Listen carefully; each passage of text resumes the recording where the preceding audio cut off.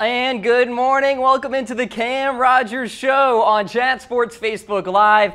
I am Cam Rogers. Check me out on Twitter at Mr. Rogers99. Don't worry, it's the same show, but it's a fresh new look, brand new graphics. We're very excited here on this Wednesday morning, March 28th, 2018. We thank you for starting your morning with us, and a special shout out to Tyler in the comments section. We literally just started the broadcast. He's already commenting. Gotta love that dedication to the Cam Rogers Show here today. I've got you covered for the next hour. Here's a rundown of the program. We'll start off with the latest NFL headlines, so I'll get you set here on your Wednesday with what to expect across the National Football League.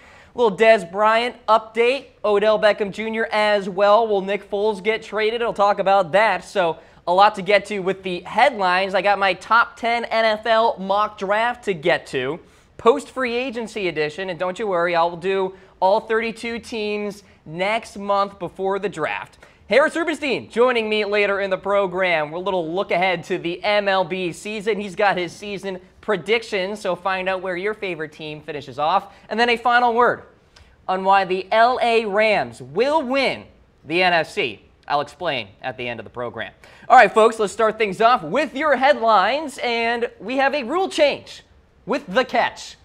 So suffice it to say that Dez Bryant, Jesse James, and Calvin Johnson all caught it. There, done. We did it. So the change. The NFL owners have unanimously approved a new simplified catch rule consisting of the following. There's the rundown. Control of the ball, 2 feet down or a body part down.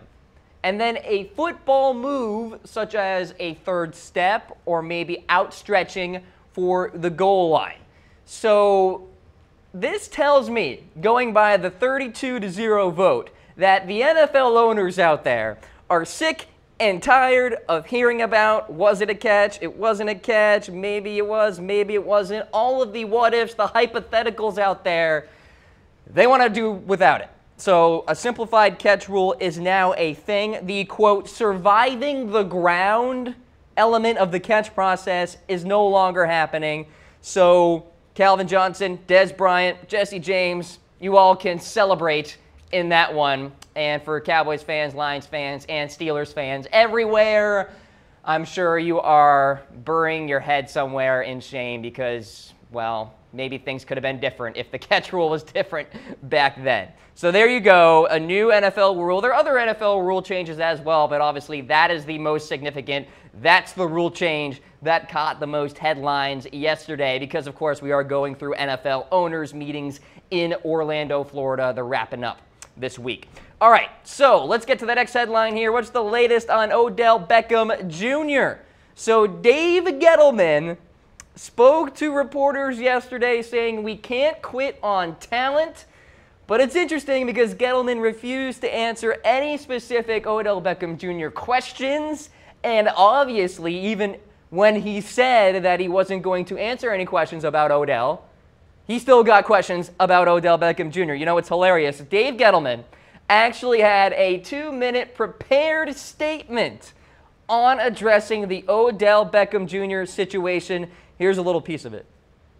It's my responsibility to create the atmosphere that allows players to play and coaches to coach. That's part of my job, and I really believe that. And the other thing I want you to understand, I'm not going to respond to hypotheticals. I'm telling you right now. So you're sitting there saying, you know, what's Dave doing? What's he talking about? In the past 2 days, there have been 2 reports about Odell, okay? They've been floated that he won't take the field without an extension, and the Rams are interested in trading for him. I understand the reports. People are going to print stuff. I get it. But I want you to understand this. Neither Odell nor his agent have contacted us regarding either report. So to be clear, I'm not going to respond to questions about either report. And as I stated earlier, every decision I make is going to be in the best interest of the New York Football Giants.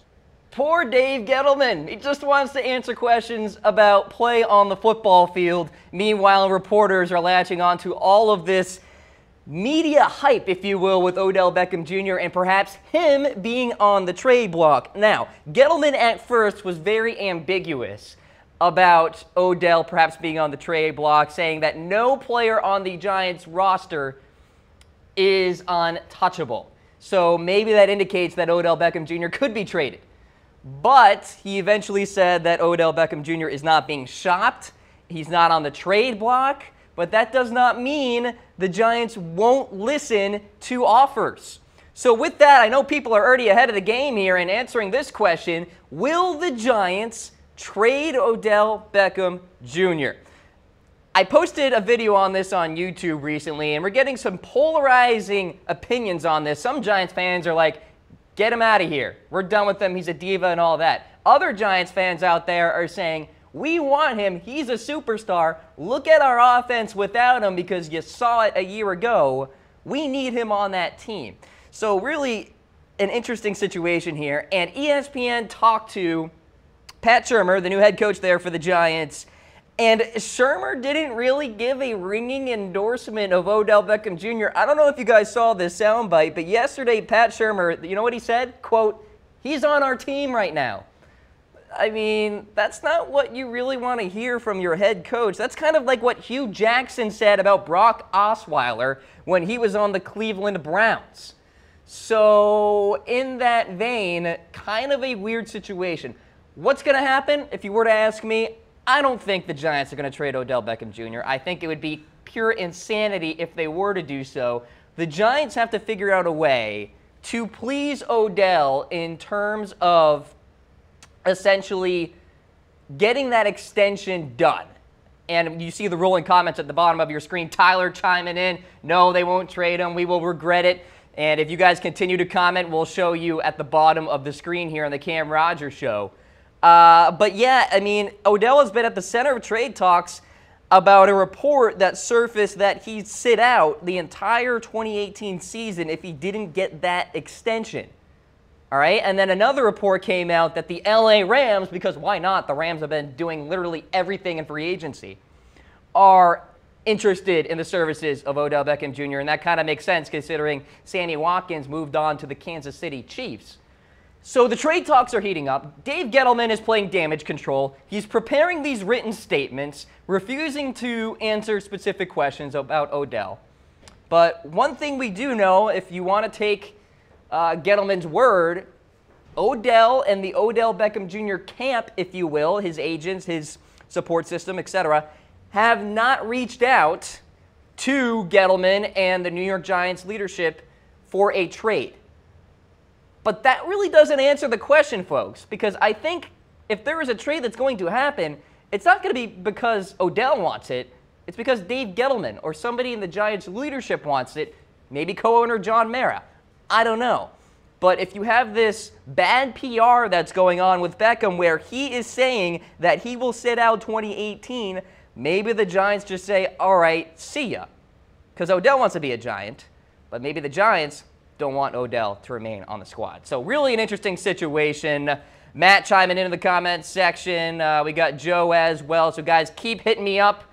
We do appreciate when you are part of the program. Plenty of NFL headlines to get to. Let's go to the Raiders and the latest there. So John Gruden thinks Colin Kaepernick is going to get signed soon. So we're getting all of these GM quotes and head coach quotes because of the NFL owners meetings like I talked about at the top of the show. So Gruden said the following to the media. Quote, he got beat out by Blaine Gabbert to start the 2016 season. I think that says something, but I am surprised he's not in camp with somebody.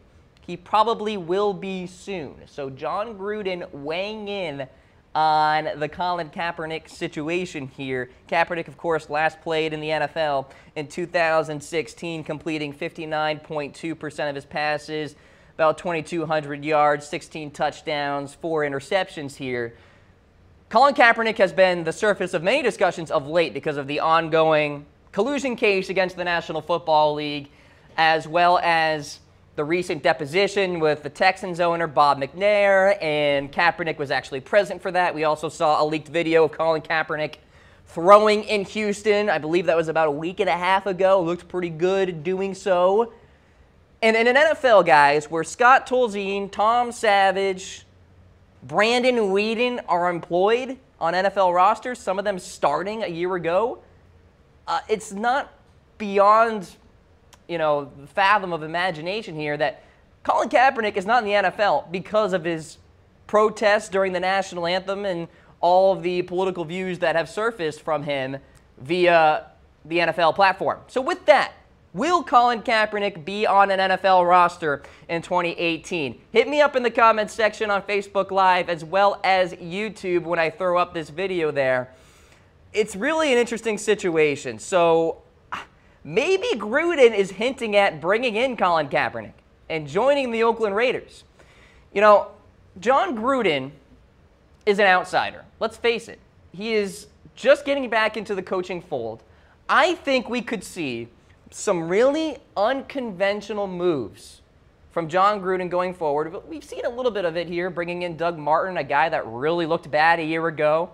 We could see some new kind of trends here, thanks to John Gruden coming back into the coaching fold here, formerly a member of the media and a broadcaster. So I think that's just the nature, number one, of being out of the NFL for so long, and John Gruden still has to get back into the swing of things. But on the other hand, I do believe he wants to kind of be that outsider. He wants to kind of try new things here. So Derek Carr currently has Connor Cook and E.J. Manuel backing up Carr there.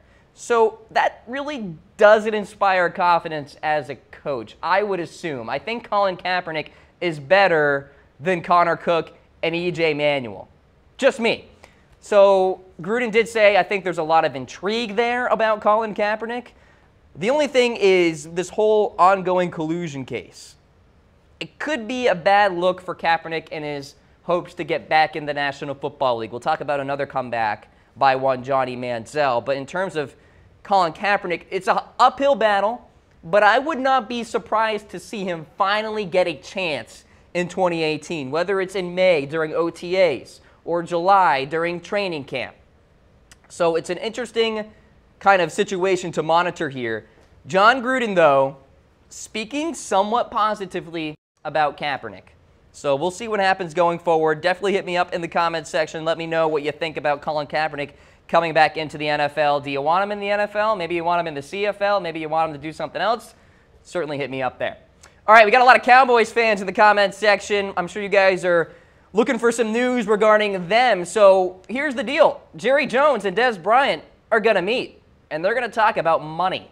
So this coming from Pro Football Talk. Jones spoke with reporters, though, recently, said he'll be chatting with Dez Bryant soon, particularly about his salary. So there you see Dez Bryant as a $16.5 million cap number in 2018. Jerry Jones said the meeting will be, quote, straightforward in hopes of Bryant lessening his salary and his cap number in 2018. Dez Bryant is owed $12.5 million this coming season. Of course, the Dallas Cowboys recently added Deontay Thompson and Allen Hurns. I don't think that's coincidental to this impending meeting between Jerry and Dez.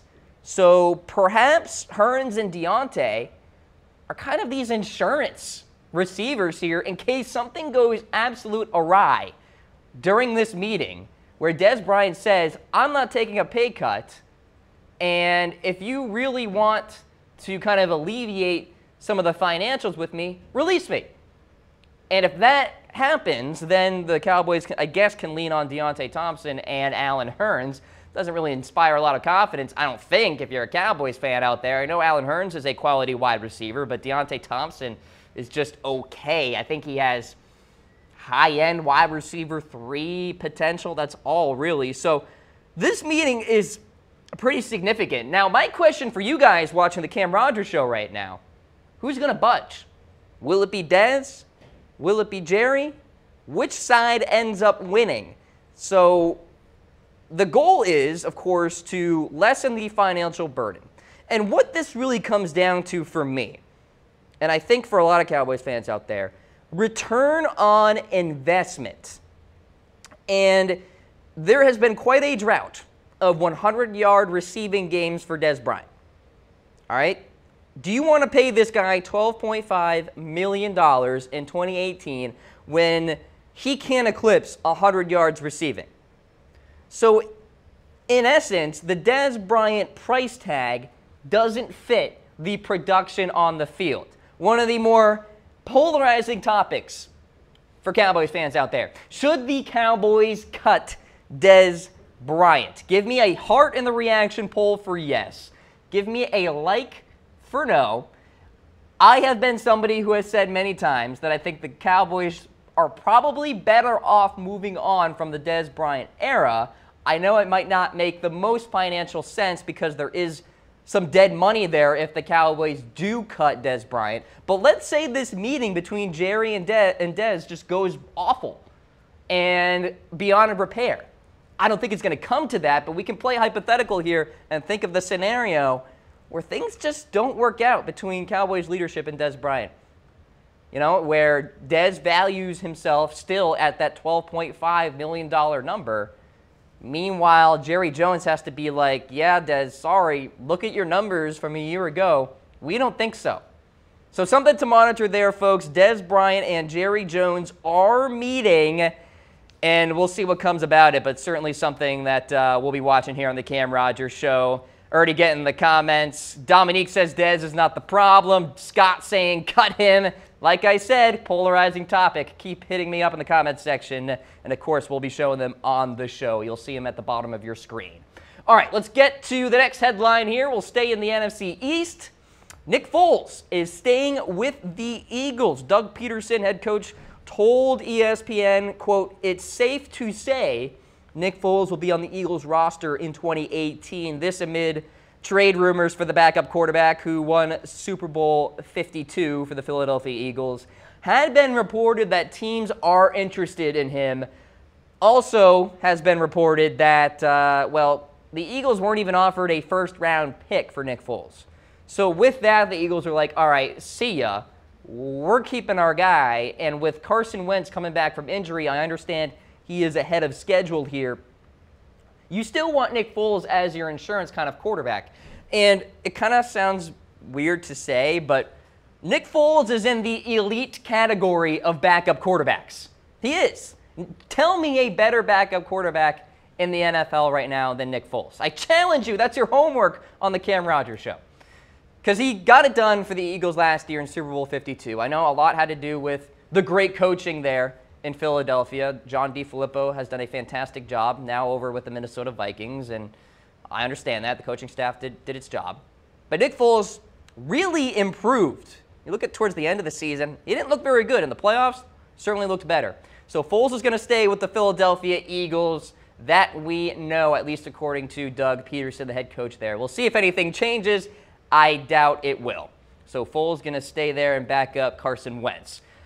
Some good news there for Foles. Some bad news here for another quarterback. Trayvon Boykin has been released by the Seattle Seahawks. This immediately after reports surfaced of Boykin choking, assaulting, and breaking the jaw of his girlfriend, Shabrika Bailey. So, really bad look. This is what Bailey told WFAA, quote, "So he goes into a choke.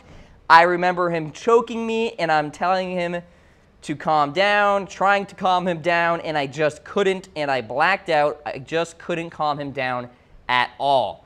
Boykin then released a statement, and it's a screenshot of the Notes app on an iPhone, by the way. Not the most professional statement look in the world, but I digress. He says, quote, "This woman has lied about me and cost me my job. This person has fabricated a story, and I am suffering the consequences." Boykin spent 2017 on the practice squad for the Seattle Seahawks. Detectives are investigating this situation, but what we do know is Seattle wants nothing to do with this story. They immediately released him, and now it's being reported that, hey, Mark Sanchez could reunite with Pete Carroll. So that was a report that came out this morning about a new backup quarterback for the Seattle Seahawks. It could be one Mark Sanchez. Of course, Sanchez, formerly of USC there with Pete Carroll back in the day. So there you go. bad look for Boykin. We'll see what happens with the ongoing legal situation, but I would assume this guy probably won't get another chance in the NFL, but I could be wrong. All right, let's go to another quarterback. And some good news here. Johnny Manziel is on the upswing, and hey, he's okay with playing in the CFL if the NFL doesn't work out. Manziel, of course, on the heels of another public display of his quarterback skills because he was at the Texas A&M Pro Day recently. We have the video of that. We'll show you in a matter of seconds here. He did tell NFL Network, though, that he would be willing to go play in the CFL if the NFL did not work out. He recently threw at the University of San Diego's Pro Day in front of NFL scouts as well, 13 of them to be exact. And get this, he's having fun. So he's playing in this spring league in a couple weeks, and he's selling his jersey for like $70. And I think it's only like $20 extra if you want an autograph on that jersey there. So I'm excited to see him in game action. There you see the footage there. Looks pretty darn good, folks. I don't know. Manziel, he's got some zip on him. I like that out route there, right there at the end of the highlight. That was my favorite throw, actually. That's why I left it in there. So Manziel will compete for the South team in NFL-style games in this spring league, full contact, on April 7th and April 12th. So keep it right here on the Cam Rogers Show on those dates as well. I'll have those highlights to show you guys. But again, I am really excited to watch him play. I personally don't think he will become an NFL starter. I'm pulling for him, I really am, but I don't know if he will get back to that level. But then again, that's why, folks, I'm at the broadcaster desk and he's on the football field throwing a football. So will Johnny Manziel complete the NFL comeback? All right, you're watching on Facebook Live. Hit that heart for yes. Hit that like for no. If you're watching on YouTube, of course, hit me in the comments section with those respective reactions. Again, you guys are a part of the Cam Rogers Show as much as I am, so be sure to hit me up with those reactions, those comments. BJ, Dominique, Matthew, we got Anthony, Omar, everybody in the comments section flowing, giving in their thoughts about all of the stories here today. But Johnny Manziel, the comeback continues. Very exciting story there. All right. Sticking with the quarterback theme, a lot of quarterback news here. So Deshaun Watson may be good to go for OTAs. This coming from Bill O'Brien, the head coach of the Houston Texans. Very good news there. So Watson is ahead of schedule. OTAs are set to begin in May. And I think this is really great news for Texans fans, obviously, but great news for football fans in general. Because if you had a chance to watch Deshaun a year ago, in those 7 games, he looked fantastic. So in those 7 games, Watson completed 61.8% of his passes for 1,699 yards, 19 touchdowns, 8 interceptions. Also rushed for 269 yards, 2 scores on just 36 rushing attempts. Now, the Texans are on the upswing here. They also brought in some solid pieces in free agency. You look at that defensive side. Aaron Colvin at the slot corner position. Tyrann Mathieu, the Honey Badger, in the back end there. They re-signed Jonathan Joseph, veteran corner, really knows the system well. Zach Fulton at guard. Added a couple other offensive linemen as well. The offensive line, a big-time key component here for the Texans' success going into 2018 because the offensive line was not very good a year ago. Pass protection struggled. Run blocking was not good. So the Texans are going to have to look to that and protect their franchise quarterback in Deshaun Watson. That is ultra important, especially with him coming back from injury. By the way, the Texans signed a new quarterback. We'll get to that in a couple of headlines. But first, back to the Oakland Raiders. The Raiders have cut one of their third-round draft picks. So from 2015, Clive Walford, tight end there. He is now a free agent.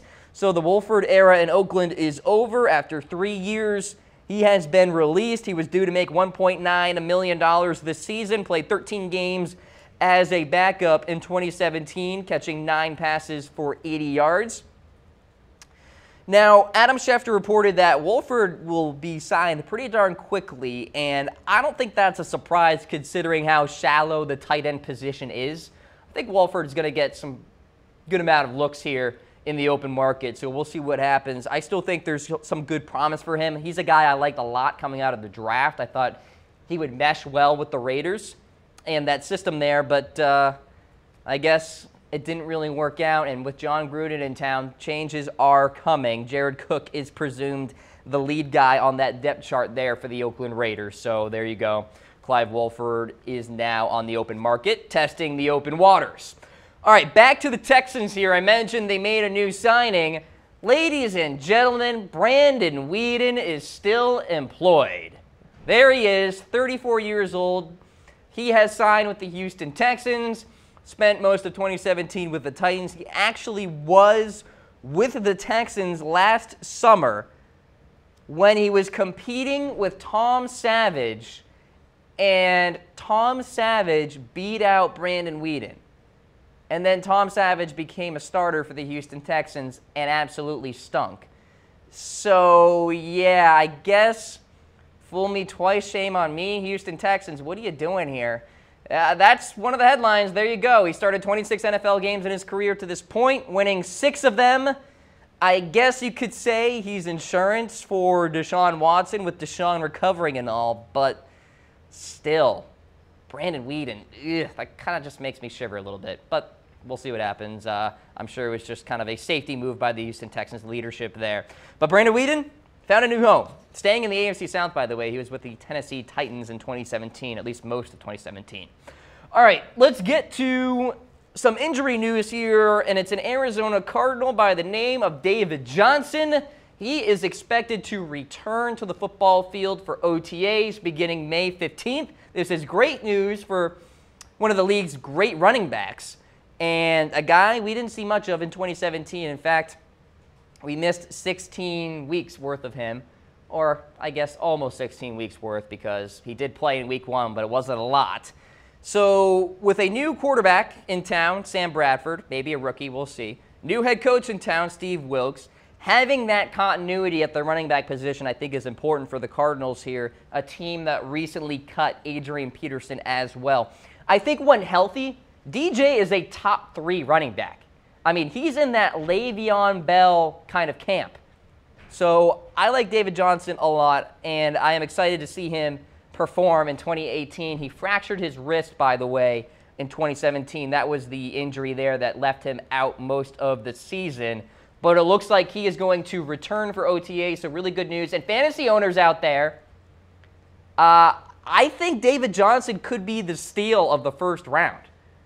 You know, I mean, it depends on where all the pundits rank DJ, and I don't think they're going to rank him inside the top 5 coming off that injury. I could be wrong.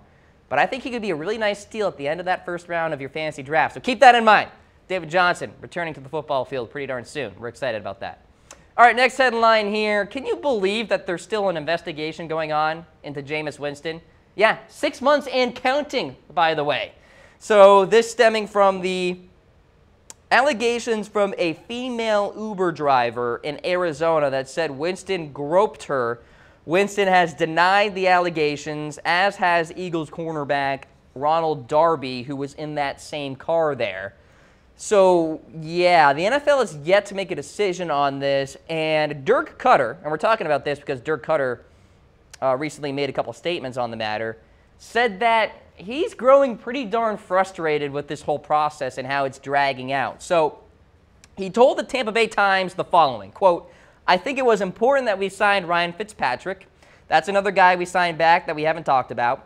And we have Ryan Griffin coming back healthy. So, you know, very, very hopeful that we won't miss any time with Jameis Winston." Now, Jameis missed some games in 2017 due to that AC joint injury. So we did see a little bit of Ryan Fitzpatrick, and he showed some capable quarterback play. I think he's a fine backup. Certainly a better option than many backup quarterbacks out there in the NFL right now.